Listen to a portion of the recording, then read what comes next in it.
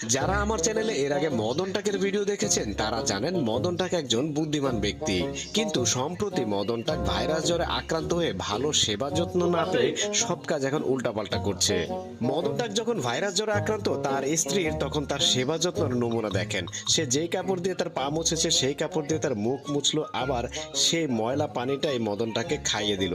যার কারণে মদনটাকে এখন দেখেন উলটপালট কাজ করছে। এই যে দেখেন গাছের ডালের আগায় বসে গোড়া কাটছে মদনটাক। তারপর দেখেন এই যে কচি বাঁশের যে মোথা থাকে সেই কচি বাঁশটাকে সে লবণ মরিচ মাখিয়ে কামড়ে কামড়ে খাচ্ছে। তারপর দেখেন এই যে সকালবেলা মদনটাক ব্রাশ করতেছে, কিন্তু পানির পাইপটা দুই পায়ের মাঝখানে এমন জায়গায় রাখছে দেখে মনে হচ্ছে না যে এখান থেকে পানি পড়ছে, মানে অন্য কিছু মনে হচ্ছে। তারপর এই যে দেখেন মদনটাকের মতো এমন বুদ্ধি কি কাউকে দেখেছেন? একই সাথে সে হাঁটছে, একই সাথে আবার বসে আছে, আবার একই সাথে কাঠ টেনে নিয়ে যাচ্ছে। তারপর আবার দেখেন এখানে কি কাণ্ড করছে, গাছ থেকে বেগুন কেটে দিল। তারপরে দেখেন মাথায় কেতলির মতো একটা হেলমেট পরেছে,